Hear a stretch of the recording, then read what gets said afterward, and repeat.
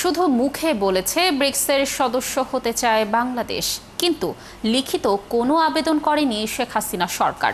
সোমবার এমনটাই জানিয়েছেন ঢাকায় দায়িত্বরত রাশিয়ান দূতাবাসের রাজনৈতিক কনসুলার অ্যান্টন চার্নভ। তিনি আরও বলেন, ইউক্রেন ও রাশিয়া যুদ্ধের বিষয়ে নির্ভরযোগ্য তথ্য পেতে বিদেশি অন্যান্যদের মতো রাশিয়ার গণমাধ্যমও সংবাদের উৎস হতে পারে। রিপোর্ট করছেন সুফিয়ান ফারাবি। বাংলাদেশি শিক্ষার্থীদের রাশিয়া সম্পর্কে জানাতে এবং চলমান ইউক্রেন ও রাশিয়ার যুদ্ধ নিয়ে সব প্রশ্নের উত্তর দিতে নর্থ সাউথ বিশ্ববিদ্যালয়ে একসঙ্গে মুভি দেখার এই আয়োজন। আপনার প্রিয় কাপড়ের যত্নে এলো এনজাইম সমৃদ্ধ Arik silver wash detergent powder 500 গ্রাম মাত্র 70 টাকা। প্রিমার্ক। শিক্ষার্থীদের সঙ্গে নিয়ে পরপর 3টি সিনেমা উপভোগ করেছেন দূতাবাসের কর্মকর্তারা।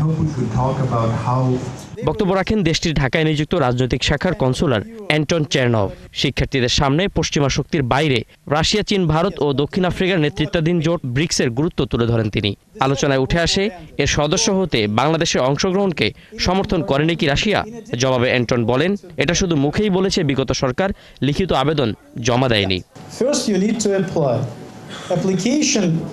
বাংলাদেশ শুধু মুখে বলেছে যে দেশটি ব্রিক্সের সদস্য হতে চায়। মিডিয়াতে এর প্রচার করা হয়েছে, কিন্তু কোনো কিছুই লিখিত আকারে দেয়নি। শুধু নিজেদের ইচ্ছার কথা প্রকাশ করা হয়েছে। কোনো বিষয়ে লিখিত পাওয়া না গেলে সে বিষয়ে সমর্থন বা অসমর্থনের প্রশ্ন আসে না।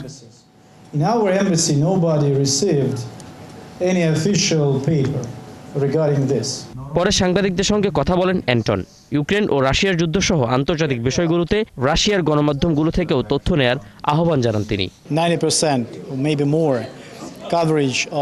আমি মনে করি বাংলাদেশের 90% বা এর বেশি গণমাধ্যম পশ্চিমা দেশগুলোর আন্তর্জাতিক মিডিয়া থেকে তথ্য সংগ্রহ করে।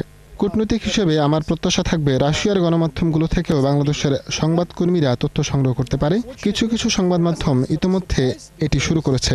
আমি তাদেরকে সাধুবাদ জানাই। একক সূত্রের খবর কখনো কখনো ভুল বার্তা দেয় বলেও দাবি করেন এই কূটনীতিক। সুফিয়ান ফারাবি, ৭১, ঢাকা।